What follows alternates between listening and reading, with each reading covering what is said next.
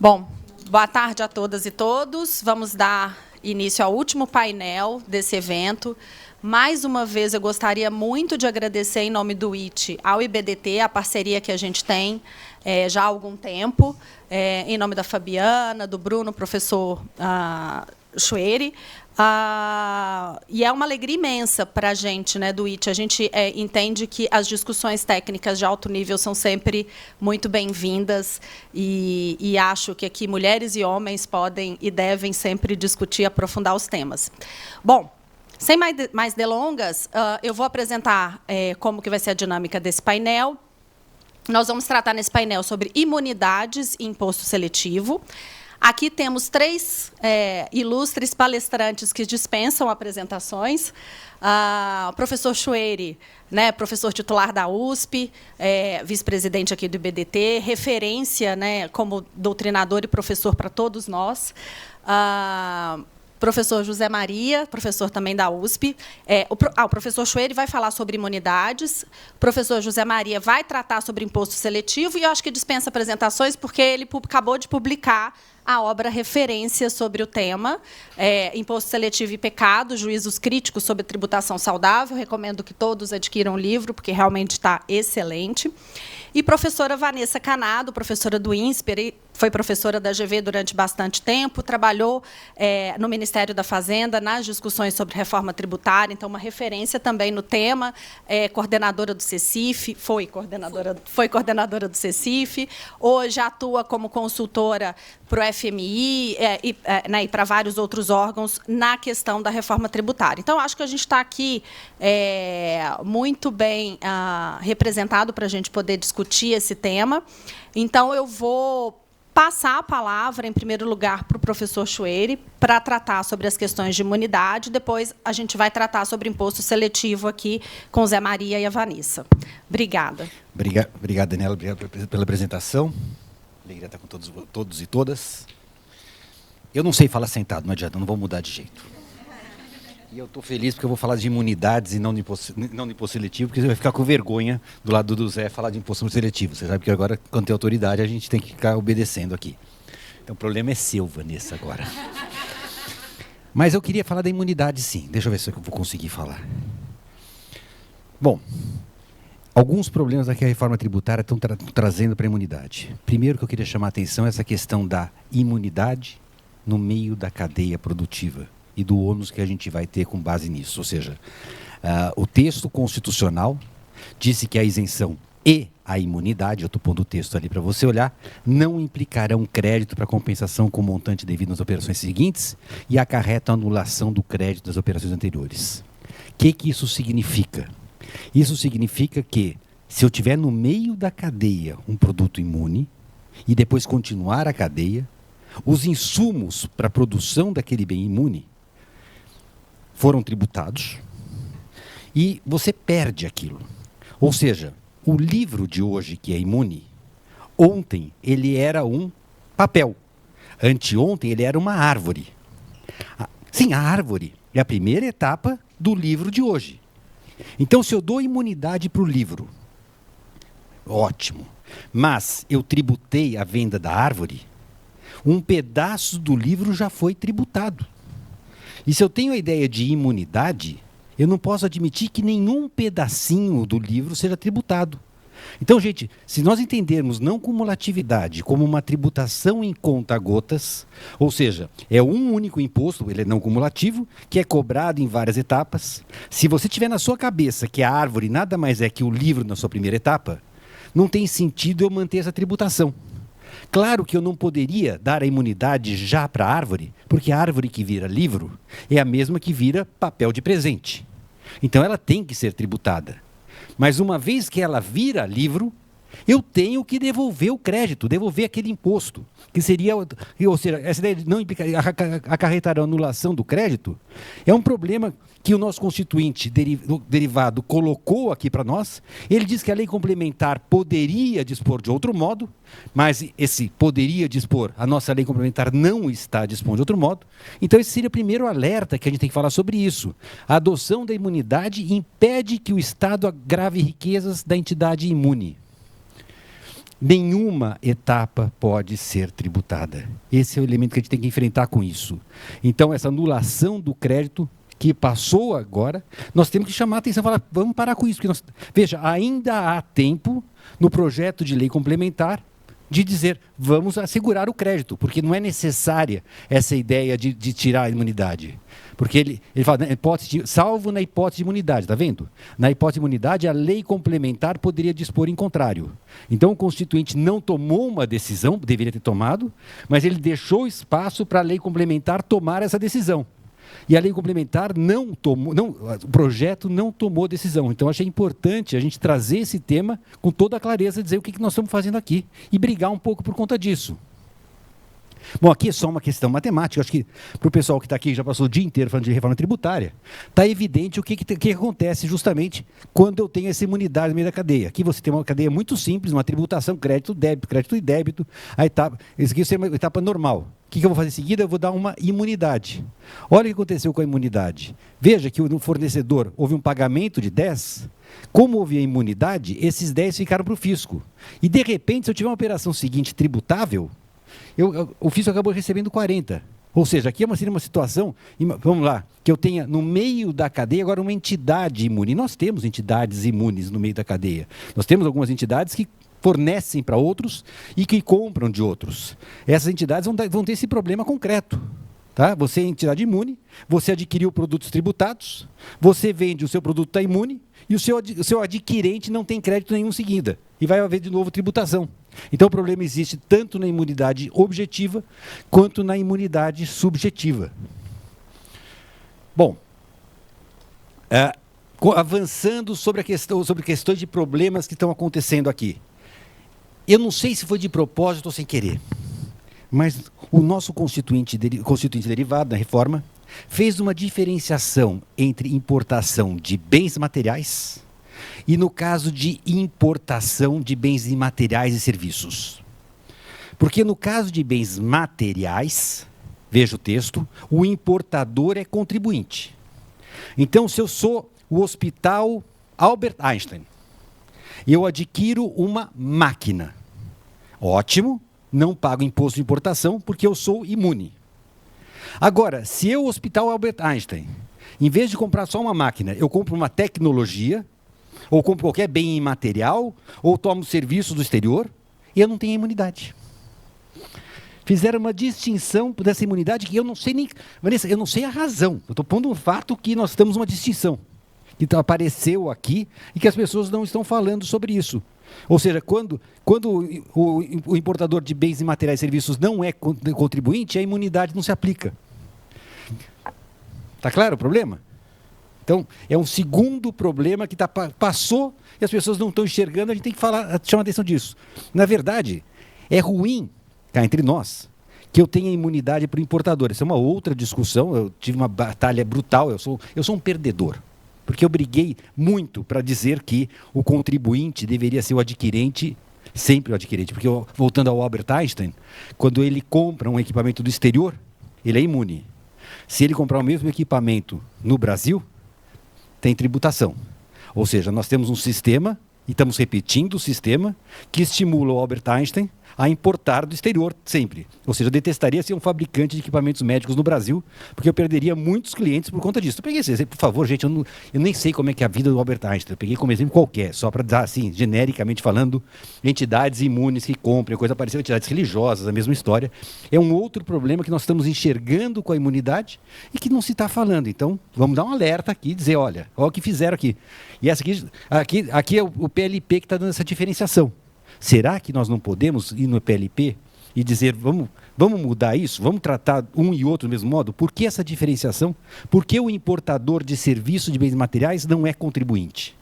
Assegurando a imunidade de um lado do outro. Eu não consigo encontrar razão para essa distinção que está aparecendo aqui. Bom, continuando aqui com os nossos problemas aqui, agora vem a questão das entidades, organizações assistenciais e beneficentes. Bom, Vocês sabem que foi incluída, e eu nem entendi muito bem por que incluíram entidades assistenciais e beneficentes religiosas como algo diferente. Ou seja, para mim essa imunidade já existia antes, então por que incluíram isso? Eu tenho uma dúvida brutal de por que incluíram. A gente vai ter agora dificuldade de saber se eu tiver uma entidade assistencial que agora pertence a uma igreja, lex specialis, como é que vai funcionar, já que eu tenho 2 incisos tratando da mesma coisa. Mas quando puseram isso, e quando trataram desta aqui, vejam que para essas entidades assistenciais e beneficentes, no caso, ligadas aos templos religiosos, e para estas, elas têm que ser sem fins lucrativos, que forneçam exclusiva e gratuitamente bens e serviços na área de assistência social. Exclusiva e gratuitamente. Então agora, aquilo que parecia, que a imprensa noticiou como sendo a grande conquista das igrejas, não sei o que, da bancada religiosa, eu acho que eles saíram perdendo. Porque antes não tinha essa exigência, bastava ser uma entidade assistencial e pronto. Agora, a entidade assistencial pertencente, ligada a uma igreja, tem que agora fornecer serviços exclusiva e gratuitamente. E esse exclusiva e gratuitamente é uma coisa muito complicada, porque a assistência social não se confunde com gratuidade. Ou seja, pega entidades como essas que eu estou citando aqui, o Albert Einstein não, mas a PUC claramente ligada a uma entidade religiosa e tudo mais. Quer dizer, como é que fica a PUC agora? Porque a PUC cobra mensalidade. Será que ela vai perder perder a imunidade dela? É um problema que nós estamos trazendo aqui concretamente. Porque existe se faz uma confusão entre assistência social e gratuidade. É claro que é bom ser gratuito, é uma assistência social. Mas, gente, a assistência social não se limita à gratuidade. Eu sempre cito, e desculpa, eu gosto muito de citar o exemplo da professora primária da escola pública. Porque ela está longe de ser a que necessita da gratuidade, mas está longe de poder pagar o que outros podem pagar. E se você dá assistência social, dá condições de dignidade, dá uma bolsa de estudos parcial para o filho dessa escola, sabe? Coisas como essas, você está dando assistência social também. Não existe a confusão, a palavra gratuito tem um quê ideológico enorme, mas acaba trazendo problemas. Eu estou olhando aqui, gente, eu não sei se alguém é ligado à PUC, mas é bom avisar o que está acontecendo. Está aqui, gente, vocês estão lendo, eu não estou inventando, estou mostrando para vocês o que aconteceu aqui. Eu não sou ligado à PUC, então precisa ser bem claro isso aqui. Bom, daí a imunidade, aqui puseram aqui a questão dos correios, não é isso? Enfiaram na imunidade recíproca, a empresa pública prestadora de serviço postal. Está aí o correio agora como imune. Mas tem que ser ligado às suas finalidades essenciais. Essa história de finalidades essenciais das entidades, e aqui está o CTN também sendo modificado para esse sentido, as imunidades previstas compreendem somente as operações relacionadas com finalidades essenciais das entidades. Vamos voltar a ter esse baita problema do que é finalidades essenciais. Aqui pegando o correio, que presta serviços de cobrança, e é complicado saber se o serviço de cobrança está ligado à finalidade essencial. A gente sabe que a jurisprudência do Supremo tem que evoluir muito para dizer que não, mas os recursos são aplicados, um tal do subsídio cruzado. Inventaram uma história enorme para salvar os Correios, e agora puseram isso aqui, e eu acho que, de repente, nós vamos voltar a ter o problema. Toda a discussão de novo para saber, porque, de fato, o Correio presta serviço de cobrança. E isso não dá para dizer que isso é finalidade essencial do Correio. Então, acho que nós vamos voltar a ter um problema aqui. Outra coisa está aparecendo aqui do nada, saber o que vai ser relacionado à finalidade essencial. Bom, a questão de documentos fiscais, conservação de documentos fiscais. Estão mudando o CTN para falar que agora a entidade imune tem que guardar documentos por 10 anos. Eu confesso que eu não sei por quê. Eu fiquei curioso, não sei se alguém tem um palpite do porquê que eu vou guardar por 10 anos se o direito de constituir o crédito tributário se extingue em 5 anos. Quer dizer, eu olho para isso, eu não sei, eu estou trazendo para vocês, como dizer assim, porque o que fizeram aqui? Quem que teve essa ideia brilhante de mandar a entidade imune ter que guardar por 10 anos documentos se por 5 anos já acabou a imunidade? Eu não consegui muito entender, não sei, se tiver uma ideia, Não, 10, por que 10 anos? Cria um problema enorme para entidades assistenciais e vai piorando essas exigências que estão fazendo. Agora, olha essa, gente. Olha essa que está... Gente, isso aqui está no PLP, Isso aqui está no PLP. Todo mundo fala do PLP, falam do IBS, lindo falar do IBS, imposto seletivo, e ninguém está vendo o que enfiaram no PLP. Veja isso que enfiaram no PLP, por favor. Pelo menos não diga que você não viu. Veja que agora as entidades assistenciais que tiverem uma receita superior a R$360 mil, que não é exatamente uma fortuna, vão ter que agora ter auditoria. Sabe quanto custa a auditoria? Quer dizer, eu estou preocupado com o que estão fazendo. Assim, veja, claro que é com boas intenções, é bom que seja limpo, etc. Mas olha o que fizeram. Está passando no PLP. Tá certo? Se você tiver receita bruta superior a R$360 mil, você já virou sujeito a essa auditoria. Não é? Oi? Que querem mudar o CTN, né? Toda vez que mexe no CTN. Não, é uma coisa. Eu estou pondo para vocês, essa coisa que estão passando. Meu objetivo hoje, vocês perceberam, é falar daquilo que ninguém está falando. Para alguém falar para você pelo menos comentar, porque o Congresso vai e aprova, está no Senado, o Senado vai aprovar, e ficam as discussões só sobre o IBS, que são discussões importantíssimas, eu não estou querendo dizer que não. Mas o que me incomoda, e essa é a mensagem, tem muito mais do que IBS nessa reforma, que está passando despercebido aqui. E eu puxei aqui a imunidade. Quer dizer, eu estou assustado com as entidades. Porque a gente conhece muita entidade. Eu não sei quantos nós participamos de entidades assistenciais, né? A gente gosta de ajudar uma ou outra. E tem algumas que têm uma receita maior que essa. E nem necessariamente por isso pode bancar uma auditoria. Gente, era isso que eu queria trazer para vocês ficarem pensando um pouquinho mais. Obrigado.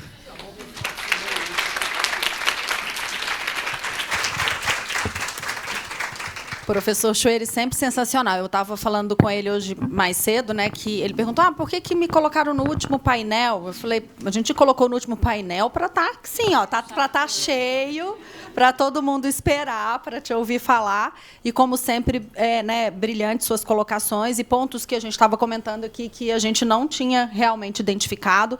A gente vê como é difícil o terceiro setor no Brasil, de sobrevivência mesmo. As discussões que já existem só para o cumprimento do artigo 14, né, do Código Tributário, e agora com mais essas complicações e esses custos adicionais, eu acho que são pontos realmente bem relevantes. Bom, vou passar a palavra agora, então, para o professor José Maria Arruda. Como eu disse, escreveu o livro que hoje é referência sobre imposto seletivo. Ele vai trazer as características gerais, né, do imposto seletivo. Acho que tem bastante discussão, né, como a gente sabe. Obviamente, né, a gente estava conversando também mais cedo com Rony, Peterson, com Lória, que todas as discussões técnicas elas são feitas anteriormente, quando estava na construção do PLP, e quando vai para o Congresso Nacional, a gente tem uma discussão política, uma discussão de bastidores. É o custo da democracia, né, Suzy? E, quando a gente fala de imposto seletivo e regime diferenciado, são os principais pontos em que há uma discussão muito grande dos setores, no caso do regime diferenciado, todo mundo querendo entrar no regime diferenciado, e, no caso do imposto seletivo, todo mundo querendo sair do imposto seletivo. Mas a gente tem um comando constitucional que foi criado na Emenda Constitucional 132, e agora, no PLP, a gente vê que essa discussão e o que passou na Câmara, e muitos detalhes passaram a apagar das luzes, né, na discussão na Câmara, e que, com certeza, vão reverberar na discussão do Senado. Então, estamos ansiosos para te ouvir, Zé Maria. Muito obrigado, Daniela, pelas gentis palavras da apresentação. Eu não posso começar essa minha fala sem antes comemorar a existência a realização desse primeiro simpósio, dessa parceria do IT com o IBDT. Eu vi ali, a uma distância um pouquinho não longa, essa aproximação com o Bruno Feinstein, com a Psitelli, depois todas as colegas do IT, com a Fabiana, etc., acontecendo. Eu cuidei só da identidade visual, da divulgação, mas realmente eu sou o torcedor disso daqui. A gente tem um certo costume, nós que somos do IBDT, sobretudo a diretoria, de aparecer nos eventos do IBDT com a gravata do IBDT, que é aquela gravata do professor Schwery. Mas hoje eu trouxe a do IT, tá? Para celebrar essa parceria. Eu sou o torcedor, somos nós que ganhamos, daí todos nós, sociedade, né? Então, parabéns, Schwerer, que palestra fantástica. Realmente, porque é difícil a gente dominar todo o assunto, reforma tributária. Eu, por mais que me dedique um pouco a isso, tenho certeza, a Vanessa mais do que eu ainda, mas aí tem aquele detalhe, falei, nossa, que coisa estranha, puxa, né? Toda hora tem isso. E aí eu vou usar como mote, cumprimentando também a Vanessa, a Clara e a Daniela, e todas vocês, a gente tem uma certa tendência a fazer grandes sínteses, né, para facilitar a nossa vida, e essas sínteses, às vezes, se transformam em arroubos, né? Tem uma coisa muito comum que se tem dito agora, olha, eu tenho que parar um pouco, mudar o mindset, a reforma tributária, eu tenho que ver como que os os IVAs estão sendo interpretados, para depois ver como que os tribunais devem interpretar o nosso.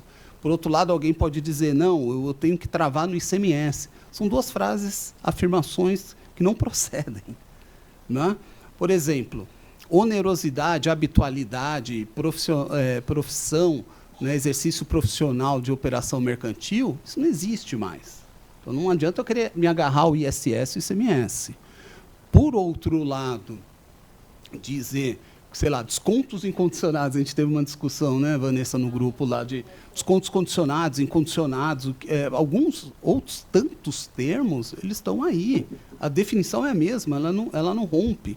Né? Um Código Civil novo, se alguém disser que ele está mais italiano do que alemão, não quer dizer que a gente não vai mais interpretar nossos institutos jurídicos, né? Quer dizer, está no meio termo disso tudo. E o imposto seletivo tem um pouco disso no título que me deram. Tá? Eu vou ficar no título, no tema, eu não vou falar outras coisas, eu vou ficar bem nesse aqui. O ISS, direito comparado e o ISS, ou seja, o ISS na experiência internacional. E está na hora, agora eu estou falando como professor mesmo, do IS, desculpa. Eu também dou aula de ISS, então. Exato. Obrigado.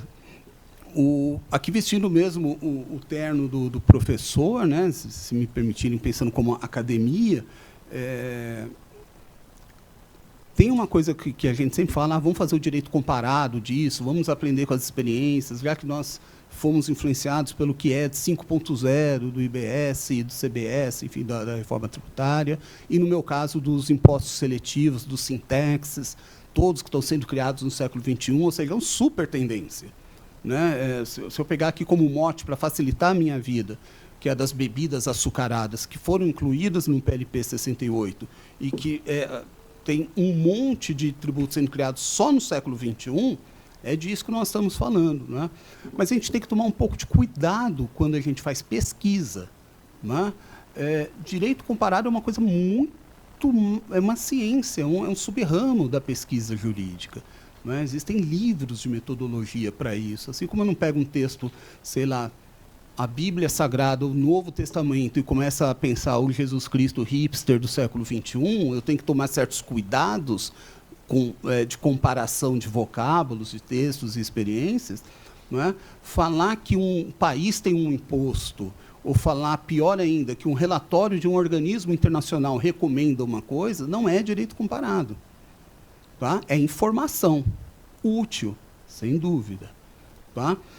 Então, para não ficar falando de direito comparado, que exigiria pegar experiências normativas, traduzir, colocar em bases comparáveis, ver a função de cada uma, né? Vamos falar, então, de outra coisa, de pesquisa internacional. Pesquisa internacional. Aí, no tema imposto seletivo, o que eu posso falar de pesquisa internacional? De fato, olha, eu posso fazer alguma coisa como quais são os impostos seletivos que estão por aí. Não é? Posso falar de fumígenos, posso falar de bebidas alcoólicas. Não é? O alcoólico já tem exemplos desde o século XVI, na Holanda, e por aí vai. Eu posso falar das bebidas açucaradas, posso ver se tem algum lugar que fala de minérios. Ok, isso é descobrir se tem a tributação ou não. É um dado de partida. Né? Outra coisa que eu posso aprimorar existe o tributo, mas qual é a sua apuração? Qual é o seu mecanismo de funcionamento de legislação? Já é um pouco mais sofisticado. Se eu quiser saber das bebidas açucaradas, quais são as que vão por açucarado, adoçantes, outros para pegar energéticos, os que tiram fórmulas infantis, né? Técnicas quantitativas, é o quê? Uma alíquota ad valorem, é uma alíquota ad valorem progressiva, é um excise, uma unidade monetária com uma unidade de medida, progressiva ou não, volumétrico não, é para arrecadar, ou ele quer justamente induzir para não arrecadar e mudar a formulação. Isso já é uma outra agenda de pesquisa, mais sofisticada, né? E eu posso continuar e sair um pouco do legal design ou de nominar país tal, cidade tal tem imposto, para começar a falar o seguinte, vamos fazer uma pesquisa comparada de tributação. É outra história. Porque com tributação eu quero saber, a partir de um bem ou serviço, vou ficar no bem, não é? Se existe, que tipo de tributação eu tenho, se ela é diferenciada ou não, que tipo de estrutura fiscal é adotada para aquele tipo de tributação e as repercussões econômicas daquilo. E eu acho que é esse exercício que a gente faz pouco.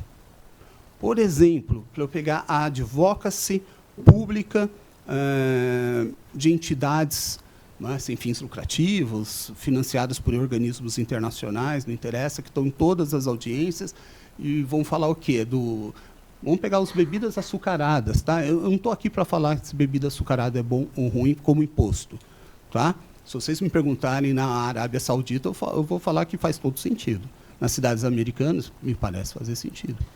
Mas depende, porque é isso que você tem que ver. Qual que é a tributação que existe lá? Qual que é a população? Qual que é a renda? Tem um monte de coisa que envolve. Tem fábrica. A Arábia Saudita não tem fábrica de refrigerante. Percebe que é diferente? Não é? Eles não consomem bebidas alcoólicas. Eles têm uma alíquota de 50% e um IVA recentíssimo que não tinham. Então, é isso que eu quero fazer, essa provocação. Não é? Geralmente, quem gosta desse tipo de tributação porque tem uma visão progressista em prol da saúde pública, na qual, aliás, eu me identifico com essa visão, o que as pessoas querem? Vamos criar um tributo para enfrentar um típico problema de pandemia, de excesso de peso, verdade, que gera doenças, para diminuir o seu consumo, gerar receitas, diminuir despesas públicas, aumentar recursos públicos para o enfrentamento disso. Esse encadeamento aqui está na pólice. É ele que me incomoda. Por quê? Porque existem duas formas de se fazer reforma tributária numa nação. Por meios revolucionários, com sangue, inclusive, 1789, Revolução Francesa. Tá, todas as nossas revoluções foram de natureza tributária, orçamentária. Né? Ou por movimentação política parlamentar. Nós estamos pelo parlamentar. Então, é importante que a agenda pública, a política, seja transparente. Os mesmos organismos internacionais, se você pegar a OCDE, eles vão falar, olha, é importante que um tributo, para mitigar, para diminuir o consumo de um determinado bem, seja transparente, que a sociedade entenda por que ele está sendo criado e que tipo de medidas serão adotadas. Essa parte não costuma ser citada, só costuma se citar que tem que ter um tributo. Não é? Então, nesse exercício que eu estou falando de pesquisa internacional, e não de direito comparado, mas de comparação, eu quero saber o quê? Preciso tributar um determinado bem para diminuir o seu consumo? Não é? Tributação seletiva é uma tributação especial, diferenciada.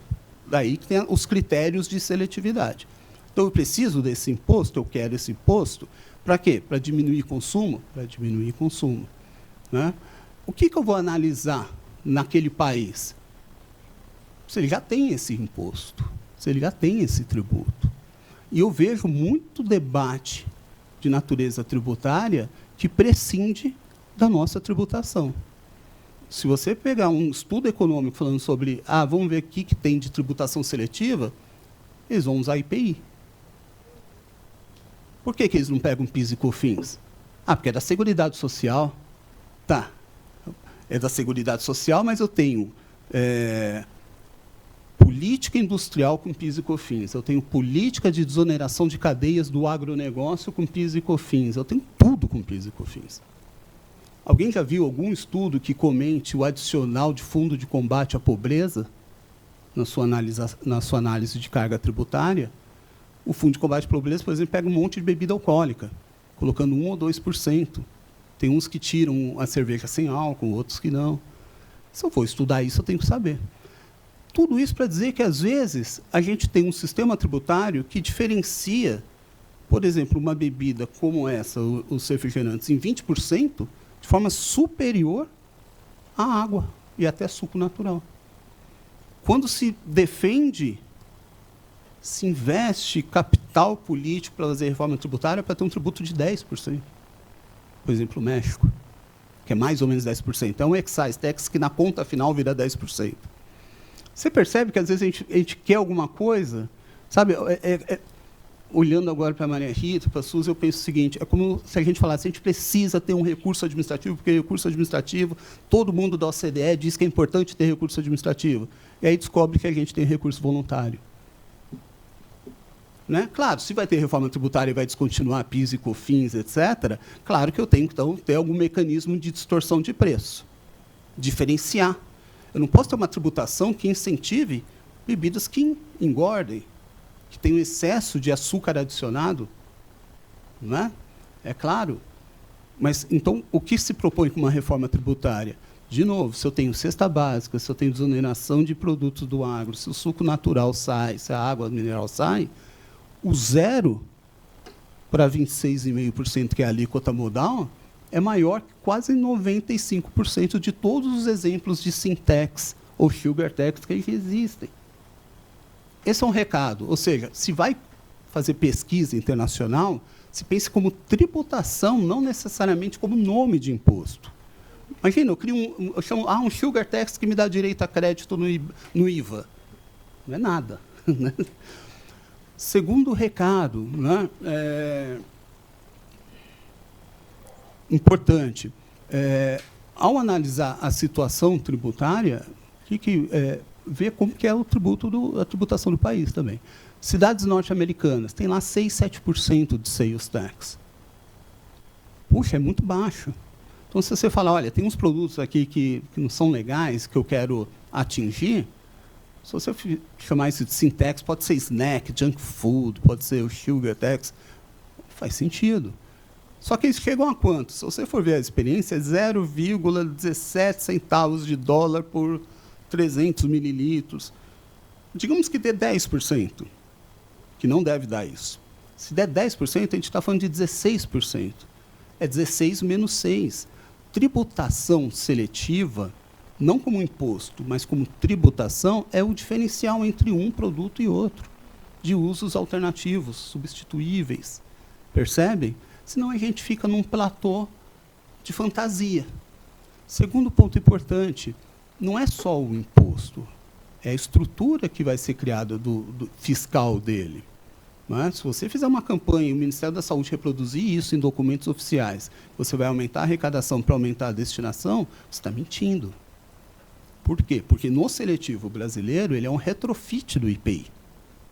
60% da arrecadação do seletivo vai para estados, Distrito Federal e municípios, e não pode ser destinado à saúde.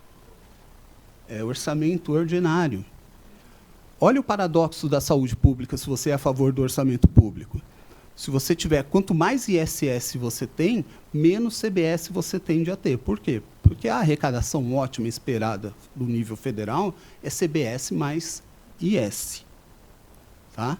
Por quê? Porque ninguém vai fazer orçamento depois da reforma tributária e diminuir o orçamento. O orçamento a gente começa, no âmbito público, pelo quanto você vai arrecadar, e depois você aloca a despesa. É assim que a gente faz orçamento público. Então, se eu tiver pouco IS, aumenta a CBS. Se aumenta a CBS vai para a Seguridade Social. Ou seja, sem querer ficar no hype do nome, eu mando para a Seguridade Social. Se eu quiser ficar no hype do nome, daí eu diminuo o CBS. E aqui eu tenho uma amarra do IS que tira o efeito dele. de função extrafiscal. Todo mundo vai falar que o IS tem função extrafiscal, às vezes vão falar de externalidades negativas. Não está em texto de norma, não tem esse texto, nem o extrafiscal foi retirado no Senado, e nem o de externalidades. Eles estavam ali nas exposições preparatórias.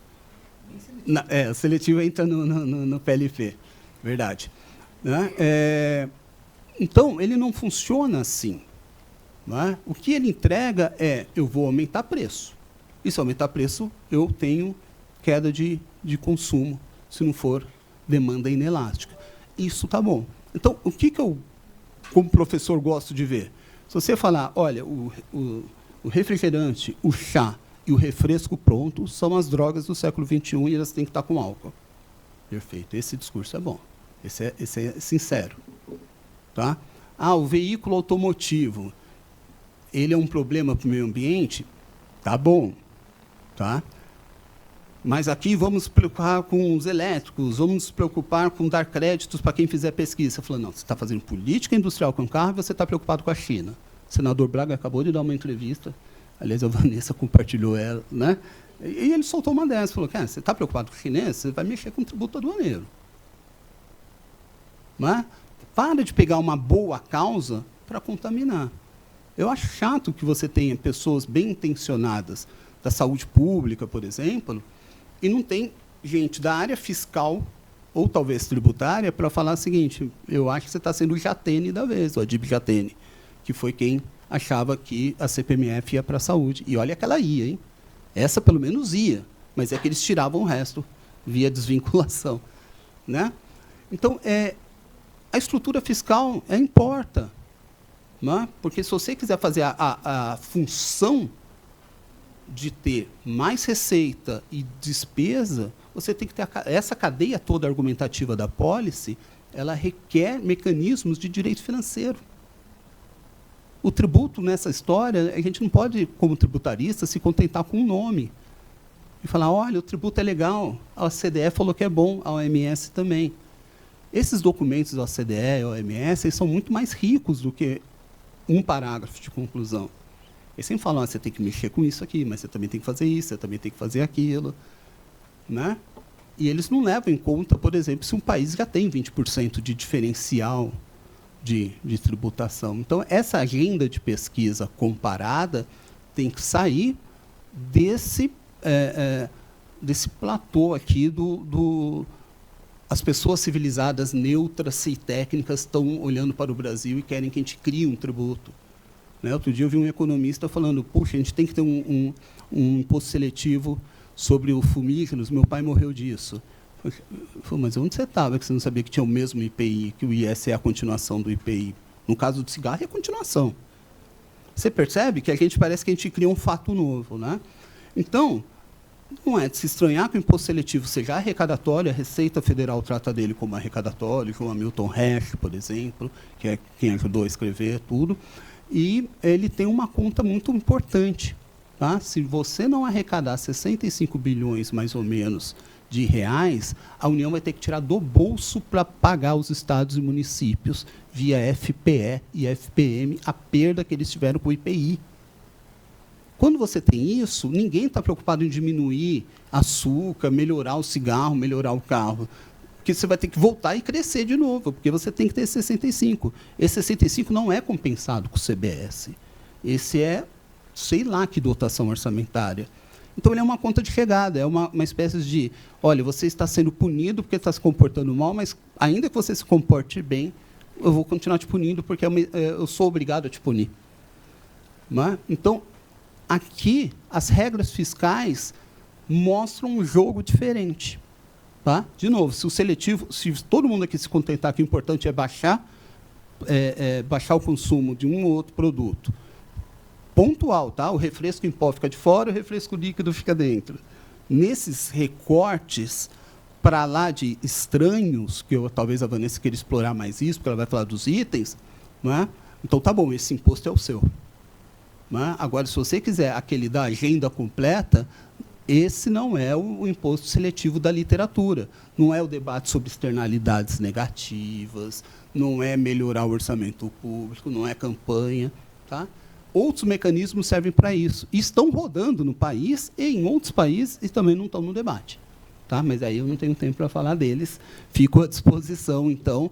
Tá? Então, é isso que eu tentei chamar. A pesquisa é importantíssima de comparação, mas a comparação não pode ser nominal, nem de lei, mas de nome de tributo, né? De relatório, só relatório CDE. Eu li todos, eu adoro, são ótimos, eles são riquíssimos. As conclusões que estão sendo utilizadas para se defender, aí estão descontextualizadas. E devolvo a palavra, presidente.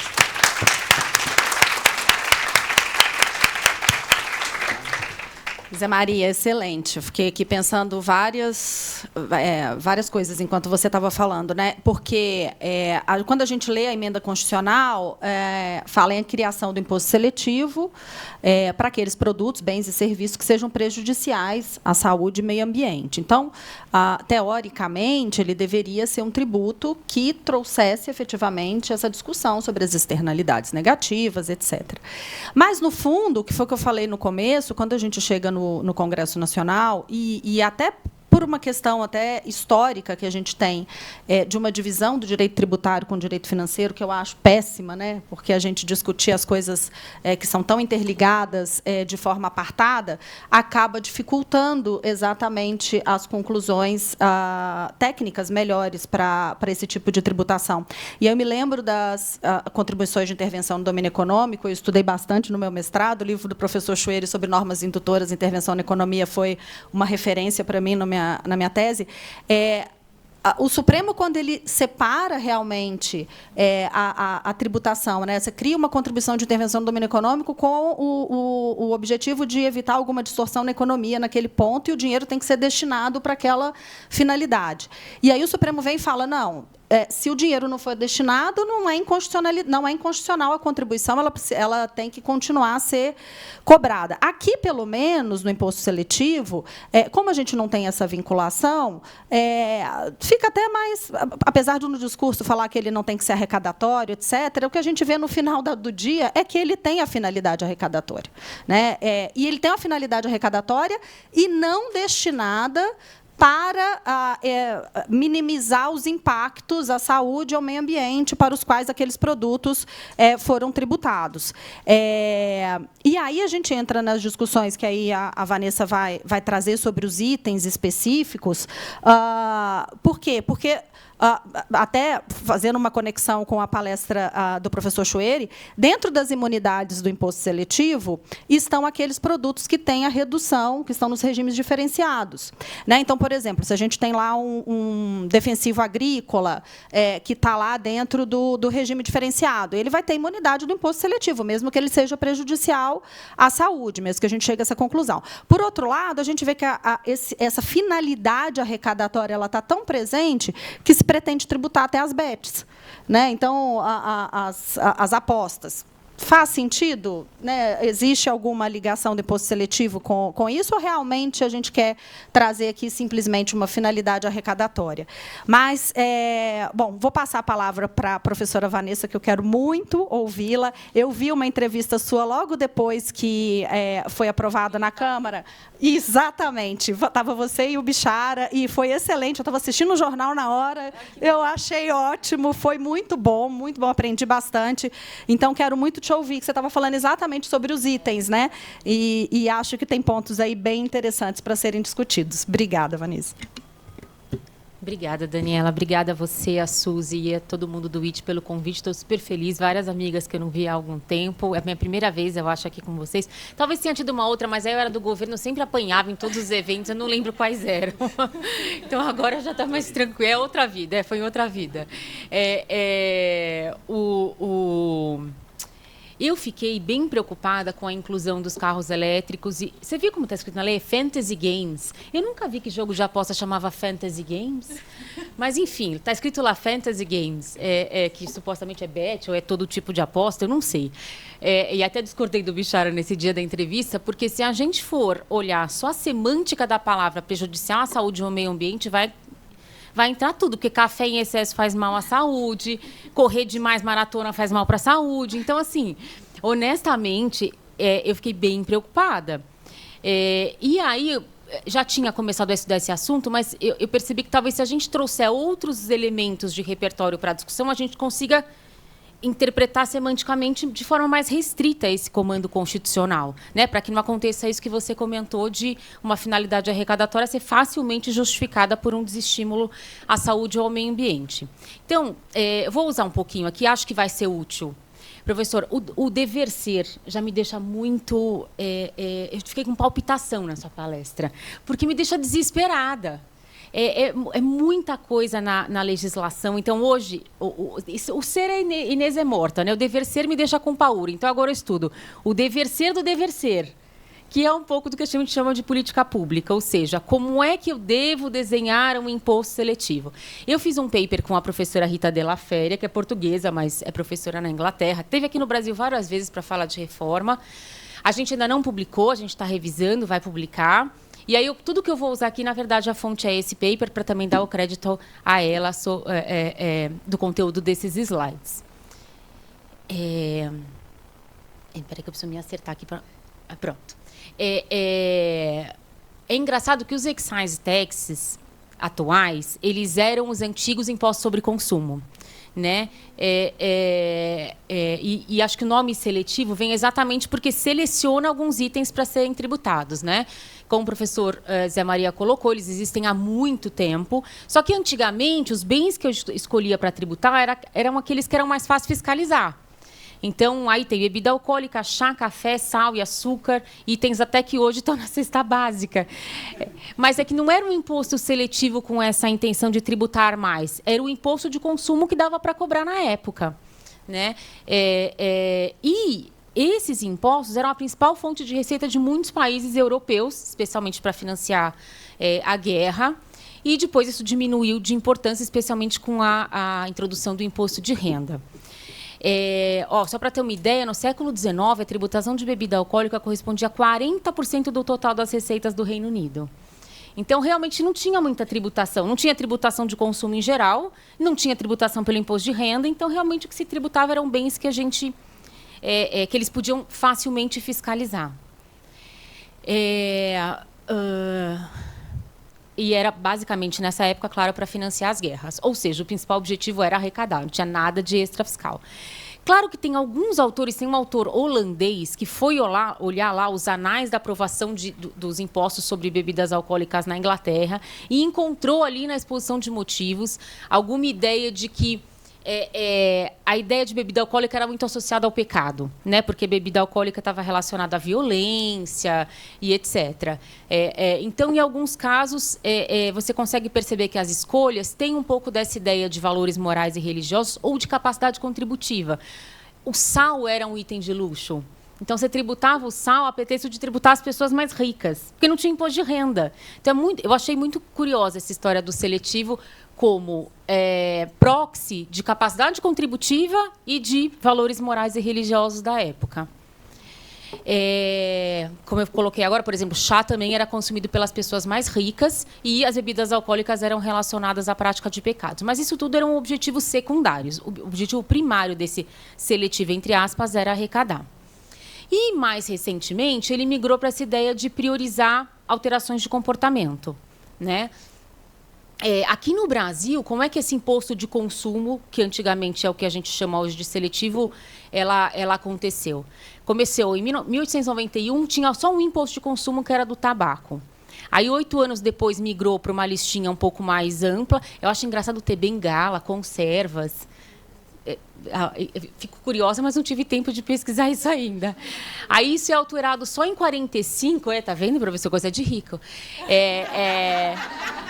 É alterado só em 45, e aí começam a dividir os produtos de consumo em listas. E aí é a origem do IPI. Tinha 4 listas só naquela época, tabelas A, D, e aí essa lei de 45 é a origem do IPI. Mas antes dessa lei ser mudada para a lei do imposto de consumo, existia a previsão constitucional de imposto de consumo, era uma coisa geral. A União Federal pode instituir imposto de consumo. E aí já tinha a ideia de seletividade, exceto sobre o mínimo necessário para moradia, vestuário e etc. Você vê que esse princípio da seletividade apareceu sem ter esse nome na Constituição de 46, mas com características mais de subtributar, não de sobretributar, como é mais a característica do IPI hoje. Aí, em 65, é que vem mesmo a tributação do consumo selecionada num tributo específico que é chamado de IPI. Tanto que a lei do IPI, se vocês forem ler a enunciação, enunciada, não sei o nome técnico, se eu lembro desse nome mais doutrinário, está escrito lá, dispõe sobre o imposto de consumo. Então, o imposto de consumo brasileiro original é o IPI, né, que era inspirado no IVA francês, inclusive, por isso que ele é não cumulativo.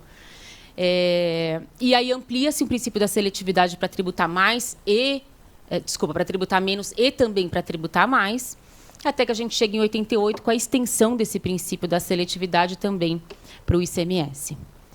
E só agora, em 23, é que a gente está mudando tudo isso para ter um imposto geral sobre o consumo, que vai ser o IVA, e um imposto extrafiscal, que aí sim tem alíquotas diferenciadas. O objetivo é o oposto, é exatamente influenciar no comportamento das pessoas. Bom, os excises mais modernos, eles surgem porque houve uma percepção, como o professor Schwerer já percebeu há muito tempo, de que o sistema tributário tem relevância no comportamento das pessoas, né? E a ideia é, se eu aumentar o preço, as pessoas vão deixar de consumir ou vão consumir menos? Essa é a ideia por detrás dos excise tags ou do seletivo. Além dessa percepção, em 1920 começa fortemente a teoria da tal da externalidade negativa, com o Arthur Pigot, por isso que esse tributo às vezes é chamado de tributo pigoviano, por causa desse autor. É bem difícil de entender esse livro dele e o conceito de externalidade negativa lá, mas, enfim, foi lá que essa ideia começou a surgir, ou seja, se eu tenho um consumo de um bem cujo preço não reflete todas as consequências negativas para a sociedade, eu tenho que usar um tributo para embutir esse custo no preço. E a terceira razão pela qual os excises expandiram muito pelo mundo foi a criação de um imposto geral sobre tudo. Então, ao invés de escolher 5 itens para serem o tributo sobre o consumo daquele país, na verdade, eu vou tributar tudo e talvez esses 5 produtos eu tribute mais. Então, o fato de o IVA ser o imposto geral sobre o consumo hoje permite que a gente tenha o seletivo só sobre algumas coisas. Aqui eu até brinco. Os doutrinadores, a literatura, eles deixaram o IVA todo redondinho, né? Você lê praticamente tudo consensual. Claro, não na política, mas na técnica. Alíquota única, o IVA tem que ser nacional, na melhor das hipóteses, dual. Assim, você lê tudo igual, ninguém muda mais de posição. Agora, deixaram todas as desgraças para o excise, né? Vamos deixar o IVA aqui limpinho e as desgraças a gente faz no excise. É impressionante como na literatura é muito confuso ainda o desenho e a ideia do excise.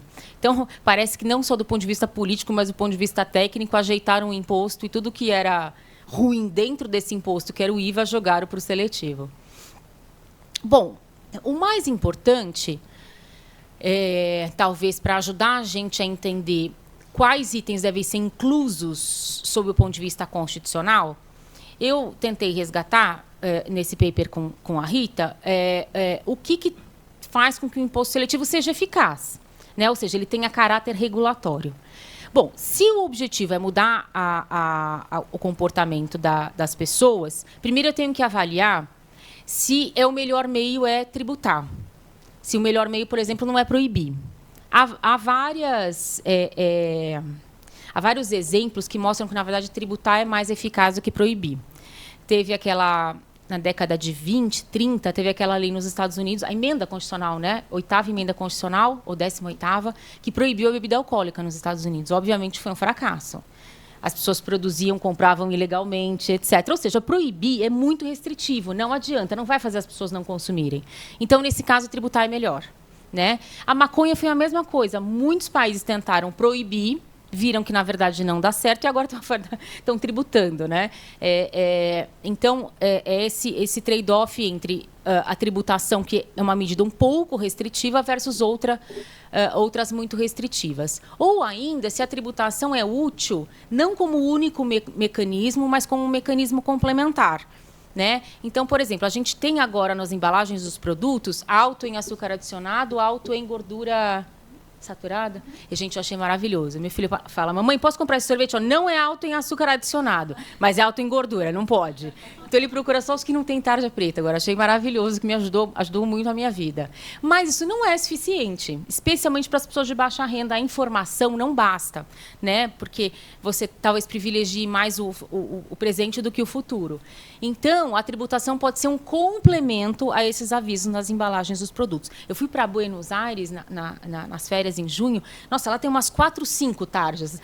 Alto em caloria. Eu falava, gente, eu não vou comprar nada nesse supermercado, está impossível. E, verificado isso, ou seja, é o caso de um imposto seletivo ou é o caso de outro tipo de medida? Ultrapassada essa fase, depois vem, logicamente, a verificação de se há repasse do tributo no preço. Porque se isso diminuir a margem de lucro do empresário, não adianta nada, né? A gente chama de incidência tributária, eles chamam de incidência tributária lá fora, incidência econômica. O repasse do excise tax para os preços, na pesquisa empírica, ele é mais comum do que no IVA, especialmente quando a alíquota é ad rem. Eu acho que isso aqui está errado. Desculpa, eu pus a ordem errada aqui, então eu vou falar do primeiro. Claro que muitas variáveis influem nisso, e a principal é o poder de mercado das empresas. Se a empresa tem muito poder de mercado, obviamente ela repassa. Se ela não tem, talvez ela absorva uma parte do custo. Quando ela repassa para o preço, é mais comum que se repasse excise com uma alíquota específica. E tem casos, por exemplo, de bebidas que você... Depende do tipo de bebida. Como é vinho, quando é vinho consumido pelas pessoas de mais alta renda, eles não só repassam o aumento do seletivo, como aproveitam para dar uma aumentadinha no preço. Mas quando é caso de cerveja, por exemplo, às vezes eles nem conseguem passar tudo. Então, isso é fundamental, ver se, com o tempo, os preços se alteraram. E se os preços se alteraram, ver o que a gente chama de elasticidade de preço. Ou seja, mesmo com o preço subindo, as pessoas param de consumir? Nem eu, claro que não. Mas nós somos pessoas de mais alta renda. Mas não depende só disso, da renda. Depende do tipo de produto e da situação socioeconômica das pessoas. Claro, naquele país, como bem colocou o professor. Do repasse. Não, aumento todo mundo paga. Repasse do tributo no preço, né? Se aumentar muito o preço, sem muita ideia. Você sai do reservado, vai pro...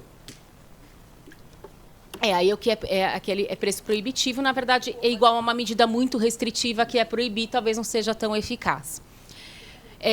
Essa sensibilidade das pessoas ao preço, ela é muito significativa no caso de... por incrível que pareça, né? Por mais que seja um vício, ela é sensível no caso de cigarros, bebidas alcoólicas, produtos açucarados e produtos gordurosos. Então, há evidência de que, de fato, as pessoas reduzem o preço, mas reduzem o consumo. Mas não é assim, todo mundo reduz o consumo. Claro que é muito maior em pessoas de baixa renda, as pessoas de baixa renda passam a não conseguir consumir, e em jovens que também não têm renda própria. No caso do álcool, também varia com o nível de consumo. Quem bebe pouco e quem bebe muito não altera muito o comportamento. Quem bebe médio, os moderados alteram o comportamento. Também muda, no caso da bebida alcoólica, onde você consome, em casa ou fora de casa. Porque se você consome em casa, você diminui menos a quantidade, mas se você consome fora, você diminui mais a quantidade que você ingere. E o tipo de bebida, né? O consumo de cerveja é mais afetado, porque, obviamente, é mais barato, mais consumido pelas pessoas de baixa renda e, portanto, são mais sensíveis ao preço. E, por fim, ainda que as pessoas deixem de consumir aquele produto tributado, você tem que verificar se não está havendo um efeito de substituição. Porque teve um sugar tax na Califórnia que diminuiu relevantemente o consumo de produtos açucarados. Mas aí nas cidades vizinhas aumentou consideravelmente. Ou seja, as pessoas iam comprar em outro lugar. Aconteceu isso com a manteiga na Suíça, se eu não me engano, também. Então, você tem que olhar assim, em países vizinhos, como na Europa, em cidades vizinhas, as pessoas não estão consumindo a mesma coisa, mas em outro lugar. E também produtos similares mais baratos. No caso da bebida alcoólica, isso é bem grave, porque tem gente que passa a consumir álcool etílico. E aí a saúde da pessoa fica pior ainda, porque ela mantém o nível de álcool, mas com bebidas muito piores. E o contrabando, que é um clássico, né? Especialmente para o cigarro, que é mais fácil contrabandear cigarro do que bebida. Bom, o professor José Maria Arruda falou um pouquinho disso. Quais são os princípios-chave, embora isso, obviamente, vá mudar com a política e com o contexto? Não é um tributo neutro, ao contrário do IBS e da CBS, que tem um princípio da neutralidade. Esse tributo é exatamente para mudar o comportamento das pessoas, é para não produzir tanta cerveja, não produzir tanto uísque, é para mudar o comportamento. E praticamente todos são monofásicos, ou então tem 2 fases, mas sem crédito, então é cumulativo mesmo. Eles são cobrados quando o produto é disponibilizado para consumo, então enquanto está em trânsito, em regra, eles não são cobrados. Eu acho que aqui no Brasil... Acho que aqui no Brasil a gente não deve usar essa regra geral, que se usa muito na Europa. Eu acho ótimo, porque vira uma zona lá. Eles criam tipo um recinto alfandegado, enquanto está lá dentro não paga o tributo, aí quando sai de lá para ser consumido é que paga. Eu achei horrível. Então, em princípio, como bem o professor José Maria Arruda falou, é uma recomendação, mas eu sinceramente não acho necessário para o Brasil. E uma coisa que é importante para linkar com as imunidades é que também se aplica o princípio do destino, mas eles vão querer tributar a exportação de recursos, dos recursos extraídos como minério de ferro e óleo bruto, que é realmente um contrassenso, porque a externalidade negativa ocorre no país, né, não ocorre no outro país, e, obviamente, se você tem um tributo na exportação aqui, vai ter o tributo na importação lá, você vai ter que ter uma certa coordenação internacional para não ter dupla tributação. Então, esse é um problema. Bom, isso aqui é mais ou menos consensual. E o que não é consensual, já estou acabando aqui minha palestra, que eu sei que eu sou a última e todo mundo quer aproveitar a sexta-feira. Pô, eu fiz tudo ao contrário aqui, os bullets aqui, desculpa. Alíquotas, tem que ser ad rem ou ad valorem? Ou um mix entre os dois? Nossa, tem de tudo. Realmente não tem um padrão. Né? Tem que olhar muitas variáveis. Tem alguns prós e contras. Por exemplo, ad rem é melhor para mercado competitivo, ad valorem para monopólio, porque o preço sobe. Ad rem é para quando você tem muitos produtos diferentes. Né? Quando você tem 2 tipos de... Por exemplo, cigarro. Né? Por essa razão, não tem por que você diferenciar o preço do cigarro. O cigarro pode ser uma tributação só, porque você tem menor variedade do produto. A ad rem, como é por medida, você consegue fica mais próximo da externalidade. Então, se o custo para a saúde pública das pessoas beberem e frequentarem o SUS ou atropelarem pessoas que depois têm que ser levadas para o SUS é X, eu tenho que tributar por X dividido pela quantidade de bebidas alcoólicas a externalidade. Então, a ad rem permite que você use a externalidade. Agora, ela é mais regressiva. Por quê? Porque eu vou tributar R$1 cada conteúdo alcoólico e quem é mais pobre vai pagar R$1, quem é mais rico vai pagar R$1. Então, é mais regressivo. Por outro lado, se vocês forem pensar bem, embora a ad valorem seja menos regressiva, eu vou tributar menos a cerveja porque é consumido pelos mais pobres e mais o vinho que é consumido pelos mais ricos, seria melhor eu tributar a cerveja mais alto, porque assim as pessoas pobres deixariam de consumir e aí para a saúde delas seria melhor. Então tem um trade-off entre ser menos regressivo, mas ser mais efetivo. E por último, na ad valorem, o que é ruim? Como o tributo incide sobre o preço do produto, quanto maior ele é, menor eu quero ter o preço do produto. Então eu começo a fabricar produtos de menor qualidade, porque aí a base de cálculo é menor e o tributo é menor, e no mercado vai vender mais do meu produto. Então, ele induz a produção de produtos de menor qualidade. Então, tem que ser levado em consideração isso na hora de fixar a alíquota. Pelo que eu vi na lei, eles deixaram as 2 possibilidades para o cigarro e para a bebida alcoólica, né, que são os clássicos ad rem e ad valorem. E agora sim, é o último. Depois que você decide se a alíquota é ad rem ou ad valorem, aqui eu estou usando ad rem, que é a recomendada para as bebidas alcoólicas, você tem que decidir qual vai ser a base de cálculo. É conteúdo alcoólico, é a intensidade da externalidade negativa. Ou seja, depois da lei complementar, que a gente vai ter a lei ordinária, ainda tem tudo isso para decidir. Qual vai ser a base de cálculo, qual vai ser a alíquota, se eu vou fazer diferença por categoria de produto, ou vou tributar, ou mesmo dentro da mesma categoria eu vou fazer diferença, no caso das bebidas alcoólicas. Vou tributar progressivamente, quanto mais álcool, mais tributo, ou não? Vou tributar o álcool igual e, portanto, proporcional. Né? Vou diferenciar o vinho do uísque, o destilado, o vinho e a cerveja ou não? Né? A maioria dos países da OCDE faz essa diferenciação, vinho, destilado e cerveja. Mas não tem nenhuma técnica por debaixo disso. A questão é mais conteúdo alcoólico, menos conteúdo alcoólico. Né? A maioria dos países da OCDE usa esse modelo de alíquota ad rem. Só o Chile, a Colômbia, a Coreia e o México que não. eles usam alíquota ad valorem. Lá no Chile, tanto cerveja, pulei uma palavra ali sem querer, tanto cerveja como destilados têm alíquota fixa, de 20,5%. Já no México, eles fazem conforme o teor alcoólico, mas é ad valorem, vai de 26,5% a 53%. Aqui tem os países como é que eles tributam, não. Algumas curiosidades sobre os impostos seletivos dos países da OCDE. Então, olha só, 13 países dão alíquota zero para vinho. Né, não surpreende, a gente acha ótimo, eu acho ótimo que tem alíquota zero para o vinho na Europa. O país que menos tributa a cerveja, obviamente, é a Alemanha, nenhuma novidade. E o país que mais tributa a cerveja é Israel. Eu não sei porquê, mas é realmente um valor super alto. Né? É muito. E a Noruega, que tributa o vinho? É porque não tem vinho lá, né? Gente, é um horror o vinho dos países nórdicos. E, obviamente, na França é a menor.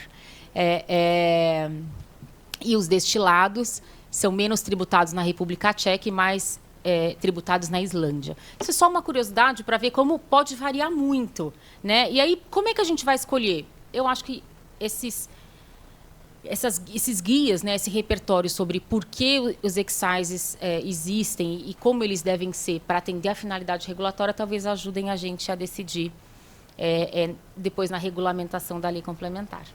Obrigada.